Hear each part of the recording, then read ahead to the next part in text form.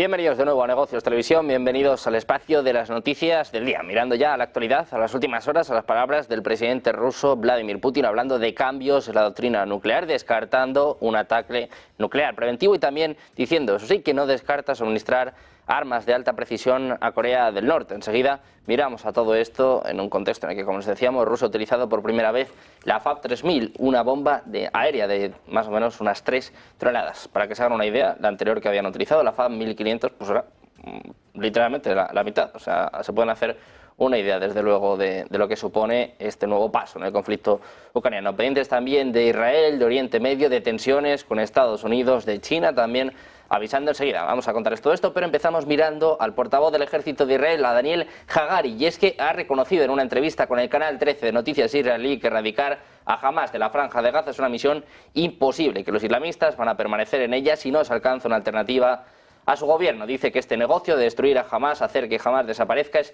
simplemente imposible. Dice que es engañar al público, es lo que afirmaba Hagari en una entrevista 8 meses y medio después del inicio de la guerra en el enclave palestino. Decía Hagari pues que Hamas es una idea, es un partido y que está arraigado en los corazones de la gente, y el que piense que pueden eliminar a Hamas está equivocado. Sus palabras han desatado la cólera de la oficina del primer ministro Benjamin Netanyahu, que en un comunicado recordó que uno de los objetivos de la guerra es la destrucción de las capacidades militares y de gobierno de Hamas. Dice que las fuerzas de defensa de Israel, por supuesto, están comprometidas con esto, es lo que añade el comunicado, que evoca la necesidad de una victoria absoluta tantas veces repetidas por Netanyahu a lo largo de esta guerra.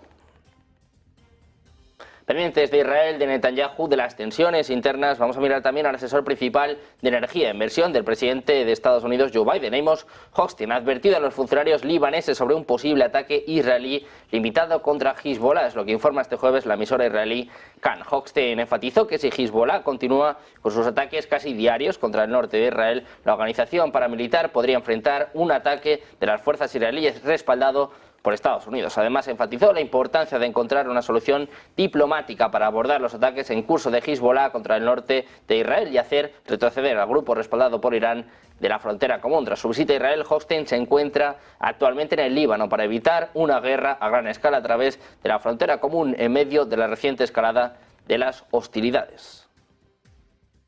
Precisamente en Israel se han detectado en las últimas horas, en los últimos minutos, hasta 25 misiles, 25 cohetes lanzados. Nos cuenta los detalles un día más nuestro compañero Borja García. Efectivamente, alrededor de 25 cohetes lanzados desde el Líbano han sido detectados con dirección a Zarit, en el norte de Israel, una acción que ya ha sido reivindicada por Hezbollah. Varias casas han sido alcanzadas sufriendo graves daños, aunque por el momento no hay que lamentar víctimas mortales, según informa el ejército israelí. Finalmente se informa que uno de los cohetes ha provocado un incendio que ha requerido la actuación de los equipos de emergencia.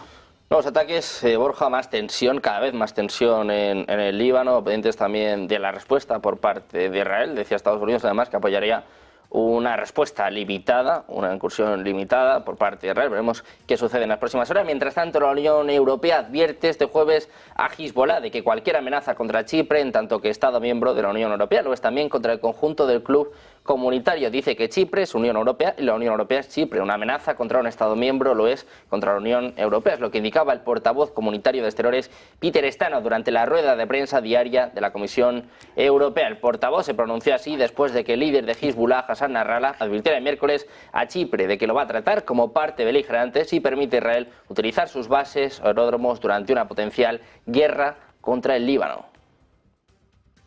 Precisamente hay respuesta por parte de Chipre investigando cada vez más a Hezbollah, pendientes también de si se involucran, ¿no?, en este conflicto. Nos lo cuenta nuestro compañero Borja García. Efectivamente, y es que aumentan las sospechas sobre la posibilidad de que ciudadanos libaneses estén ayudando a Hezbollah, según el Departamento de Seguridad de Chipre. Estas autoridades estarían ayudando a Israel y a Estados Unidos a vigilar a algunos ciudadanos libaneses en la isla por posibles conexiones con este grupo. Según informa Al-Hattaq, aquellos que tengan vínculos con el grupo respaldado por Irán serán tratados como afiliados al terrorismo. Además, las fuentes han afirmado en una televisión saudí que se están preparando listas con nombres de ciudadanos tanto del Líbano como de Irán y de Siria, tras las amenazas del líder de Hezbollah, Hassan Nasrallah, contra los intereses del Reino Unido, de Estados Unidos, de Israel y también de Chipre. Bueno, pues pendientes de estas tensiones, también del papel de Irán en este conflicto, les contamos que de momento lo que ha hecho este jueves ha sido condenar la decisión de Canadá de designar como grupo terrorista a la Guardia Revolucionaria, una acción que calificó como imprudente, hostil y provocadora. Dice que la decisión del gobierno canadiense es un acto hostil y contrario a las normas y principios de la ley internacional, incluido el principio de soberanía y no interferencia en los asuntos internos de otros países. Es lo que afirma el portavoz del Ministerio de Exteriores iraní, Nasser Kanani. En un comunicado, el diplomático aseveró que Teherán considera la designación como un claro ejemplo de violación de la soberanía nacional de Irán. Miramos también precisamente a una de las visitas del presidente ruso a Corea del Norte y a Rusia. Han acordado brindar asistencia militar inmediata si alguno de ellos enfrenta una agresión armada, es lo que muestra el texto completo de un pacto histórico publicado este jueves por Pyongyang después de la visita del presidente ruso Vladimir Putin. Horas después de que Putin partiera hacia Vietnam, los medios estatales de Corea del Norte publicaron el Tratado de Asociación Estratégica Integral, que de hecho revive un extinto acuerdo de defensa mutua de la década de los 60. Dice que en caso de que cualquiera de las partes sea puesta en estado de guerra por una invasión armada de uno o varios estados, la otra parte deberá proporcionar asistencia militar y otro tipo con todos los medios en su poder sin demora, de conformidad con el artículo 51 de la Carta de las Naciones Unidas y las leyes de la República Popular Democrática de Corea y la Federación Rusa, es lo que dice el artículo 4 del acuerdo, utilizando las iniciales del nombre oficial de Corea del Norte. Russia is prepared to continue its political and diplomatic efforts to prevent armed conflicts in the Korean Peninsula and to shape a long-term stability based on the principle of equal and indivisible security. The agreement on comprehensive partnership that was signed today includes the provision of mutual assistance in case of an aggression against one of the signatories to this document.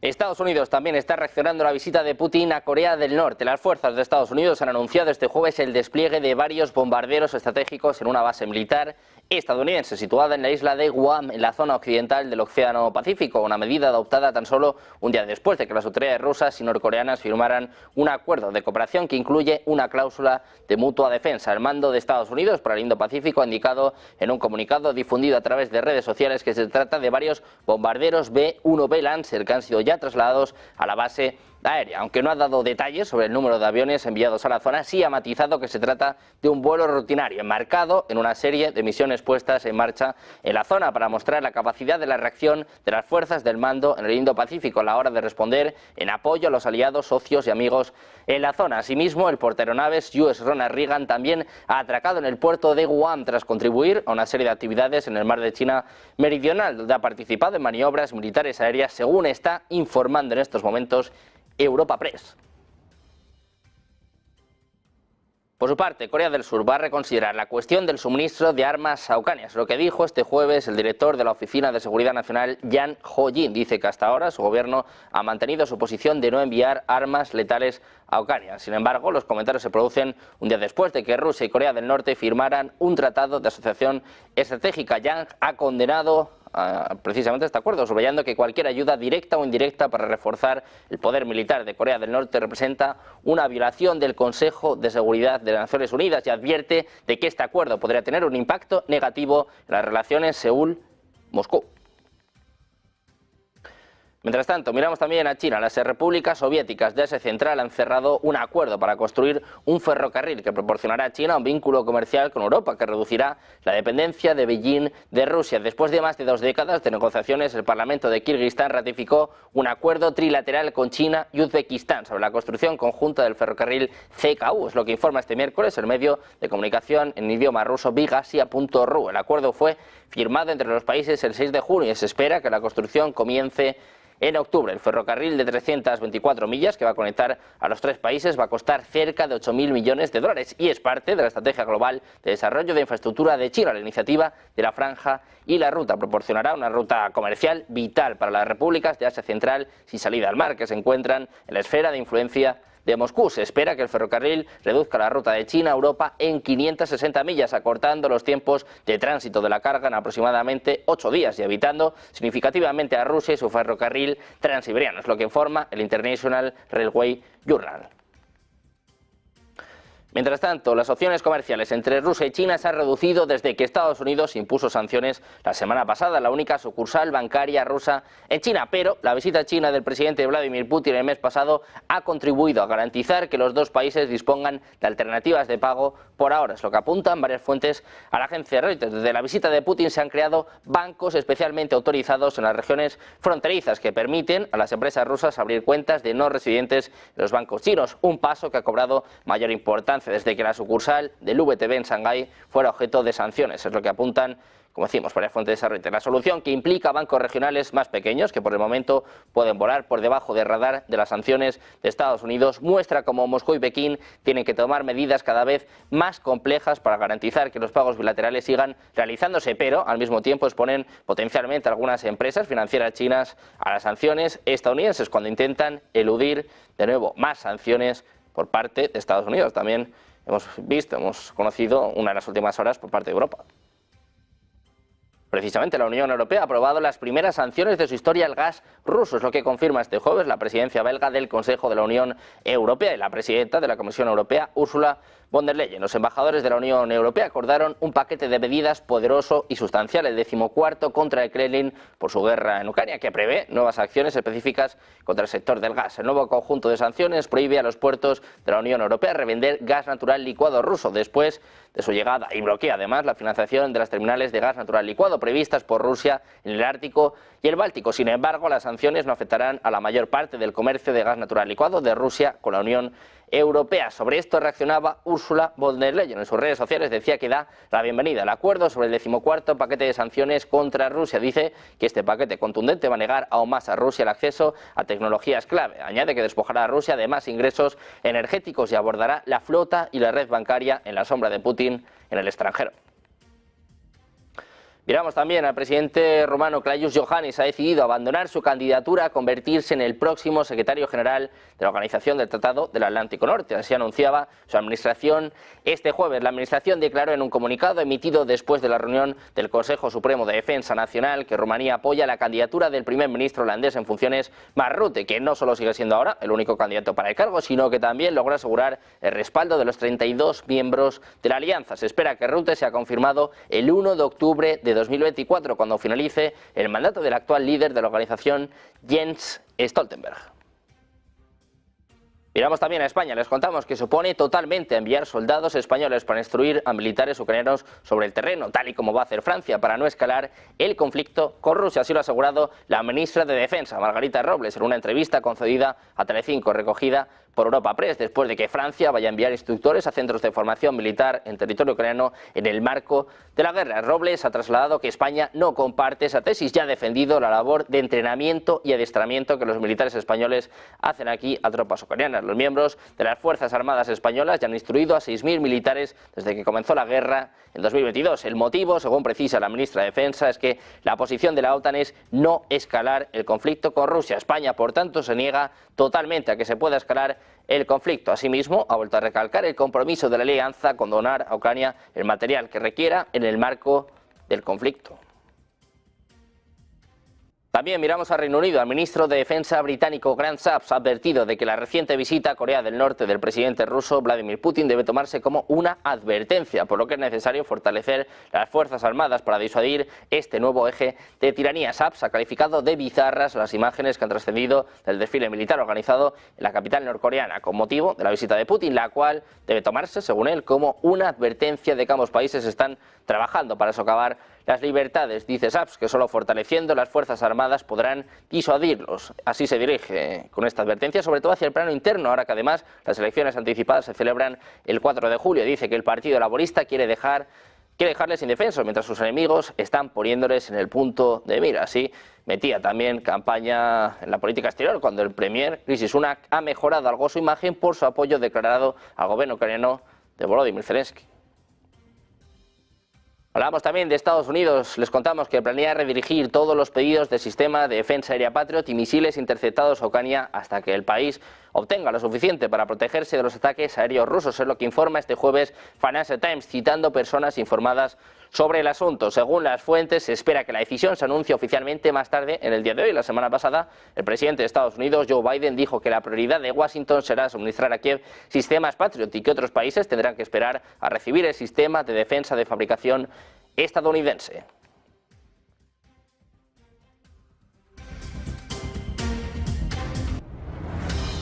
Pendientes de Estados Unidos, también de Putin, del presidente ruso, su viaje a Vietnam. Ojo, porque han firmado más de 11 acuerdos en un momento en el que además, como contamos, Rusia por primera vez ha utilizado la bomba FAB 3000. Hacemos una pausa, 2 minutos y enseguida les contamos todo en Negocios Televisión.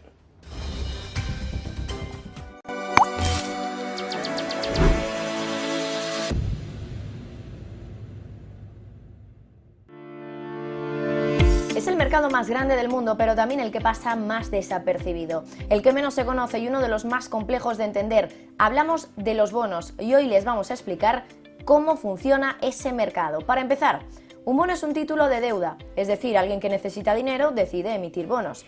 Los inversores compran esos bonos y el dinero que usan para comprar ese bono lo ingresa el emisor. A ese dinero se le denomina principal. Y la característica primordial de un bono es que se devuelve ese dinero. Los bonos tienen un vencimiento y cuando llega esa fecha de vencimiento, el emisor del bono debe devolver el principal al inversor. Aunque otra de las características de un bono es su parte de renta fija. Y es que un bono nos da unas características y unas rentas fijas. Es decir, a lo largo de la vida del bono, el emisor paga al inversor un cupón. Esto es un porcentaje sobre el principal que se paga a modo de intereses. Eso es lo interesante de un bono, que recuperas la inversión inicial, el principal, y además a lo largo de la vida del bono vas cobrando los cupones. Ahora bien, ¿qué determina de qué porcentaje es el cupón en cuestión? Pues muchas cosas, por ejemplo el riesgo del emisor, y es que al final el mercado se tiene que fiar de que el emisor en cuestión nos tiene que devolver el principal de ese bono. Cuanto menos nos fiemos, más difícilmente le vamos a dar nuestro dinero, pero ¿y si nos paga un 10% anual?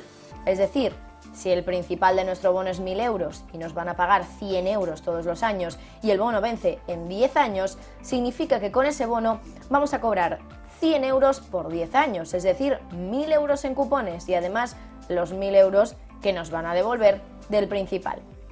Es decir, que por ese bono habremos pagado 1.000 euros, pero acabaremos ingresando 2.000, con lo cual habremos ganado un 100% de lo invertido. Pero entonces, ¿por qué muchas veces hablamos de que los tipos de los bonos suben y bajan? Pues porque los bonos también se pueden negociar en el mercado secundario y el precio de esos bonos cambia en función de la oferta y la demanda y por lo tanto el porcentaje que se paga en intereses cambia, simplemente porque cambia el precio de ese bono. El principal sigue siendo 1.000, pero si la demanda por ese bono se reduce, el precio puede bajar, por ejemplo a 900, y por tanto esos 100 euros que se cobran de cupón cada año dejan de ser un 10% y pasan a ser ahora un tipo más alto porque ahora se calcula sobre 900 y no sobre 1.000. Así es como funcionan los bonos, un mercado complicado, pero eso sí, un mercado mucho más grande incluso que la tan conocida bolsa.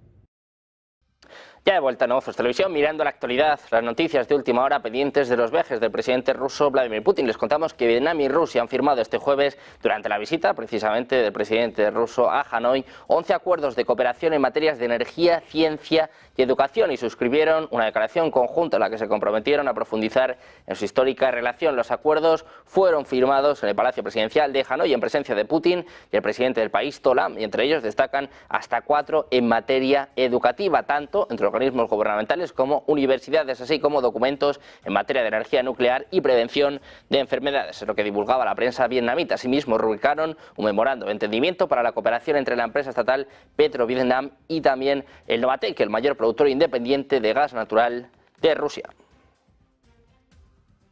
Precisamente, mirando de nuevo a Rusia, a las palabras del presidente ruso, miramos también a los actos, miramos a esta bomba FAB-3000. Es que el ejército ruso ha utilizado hoy por primera vez una bomba planadora de 3 toneladas de peso, la famosa FAB-3000, contra un punto de concentración de tropas ucranianas en la región nororiental de Kharkov. En un comunicado dicen que la Fuerza Aeroespacial Rusa utilizó por primera vez una FAB-3000 con módulo de planeo y corrección UMPK, es lo que declara una fuente castrense. La agencia rusa TASS añadió que el objetivo fue un lugar donde se habían concentrado tropas enemigas en la localidad ucraniana de Lipsk, cerca de la frontera con Rusia. Anteriormente, varios blogueros militares rusos publicaron un vídeo del presunto uso de esta bomba contra el edificio que servía de refugio a soldados ucranianos, donde se ve una detonación que cubre una zona considerable. Según los blogueros, la bomba, que posee un radio de destrucción efectiva de 230 metros y cuya onda expansiva puede alcanzar los 1.200 metros, cayó a 10 metros de su objetivo. Hasta el momento, las fuerzas rusas habían utilizado bombas deslizantes de 500 y 1.500 gramos que se tomaron como decisivas durante la toma del bastón ucraniano de Avdiivka. Ahora, nunca mejor dicho, Rusia dobla su apuesta, utiliza por primera vez la FAB-3000. También el ejército ruso, les contamos que está arrasando las ciudades ucranianas de primera línea con bombas y la ampliación de su red de bases aéreas en el este de Ucrania. Las ciudades han sido devastadas por el suministro casi ilimitado de bombas rusas desde el otro lado de la frontera. Rusia ha aumentado sus ataques a las localidades ucranianas de primera línea utilizando bombas de la era soviética adaptadas con productos electrónicos importados y una red en expansión de pistas de aterrizaje, según muestran varios análisis de drones, imágenes de satélite y fuentes tanto ucranianas como rusas. Las Fuerzas Armadas de Ucrania aseguran que se ha registrado un total de 158 enfrentamientos de combate en un solo día. Fuentes informan que los defensores ucranianos frustraron los intentos del enemigo de romper las líneas de defensa en la región de Kramatorsk. Miramos también a Moscú. Las condiciones climáticas extremas otra vez ponen a prueba a la capital rusa y la provincia homónima, donde este jueves ha llegado una fuerte tormenta que va a continuar hasta la noche. 2 personas han muerto durante la tormenta en Moscú. Un hombre fue aplastado por un árbol cerca de un parque en el norte de la urbe. Los testigos llamaron a una ambulancia, pero sucumbió a sus heridas antes de que llegaran los paramédicos. La otra víctima fue un obrero que cayó al vacío junto con los andamios, arrastrado por los vientos huracanados. Al menos 10 personas, incluido un niño, han sufrido varias lesiones debido a la mega lluvia. El menor sufrió un golpe a causa de la caída de una rama y un hombre resultó herido mientras estaba en uno de los vehículos que fueron aplastados por un árbol. Pendientes de Rusia, miramos también al Sistema Nacional de Tarjetas de Pago. Informó este jueves de un intento de ataque de DDoS a su infraestructura. Los usuarios de tarjetas MIR experimentaron problemas de pago, incluidos los causados por el sistema de pago más rápido. Según NSPK, el FPS funciona con normalidad y están trabajando para resolver cualquier efecto persistente en otros servicios. Informes anteriores del portal Down Detector indicaron que 592 usuarios se quejaron de los servicios y 610 informaron de problemas con el FPS. Miramos también a Ucrania. El proyecto Zelensky pronto será cerrado y Occidente se está preparando para quitarle el apoyo al líder del régimen ucraniano. Es lo que informa el Servicio de Inteligencia Exterior de Rusia. Dice que Occidente se prepara para descartar a Zelensky. Según su información, Washington y sus satélites están satisfechos con la situación que se ha desarrollado desde el 20 de mayo, en la que la legitimidad de Zelensky depende totalmente del apoyo occidental, es lo que indica el comunicado citado por medios rusos. La agencia especificó que los amos occidentales sacrificarán fácilmente a Zelensky cuando Rusia consolide sus éxitos en el campo de batalla y las exhaustas y desmoralizadas tropas ucranianas se vean en una situación desesperada. Seguimos mirando a Ucrania. Les contamos ahora nuevos apagones. La empresa pública de electricidad de Ucrania, Ukrenergo, ha anunciado este jueves un incremento en las restricciones del suministro de energía eléctrica debido al ataque lanzado anoche por Rusia contra el sistema eléctrico ucraniano, en el que resultaron dañadas infraestructuras energéticas de Kiev y otras 3 regiones. Dicen que como consecuencia del ataque nocturno ruso se ha incrementado el volumen de restricciones al consumo a partir de las 11, lo que explicaba Ukrenergo en un comunicado. Ucrania impone a diario cortes programados de electricidad desde hace semanas como consecuencia del déficit de generación provocado por los ataques masivos que ha lanzado Rusia contra el sistema desde el pasado 22 de marzo. Rusia ha destruido cerca de la mitad de la capacidad de generación eléctrica del país ucraniano en esta última ola de ataques.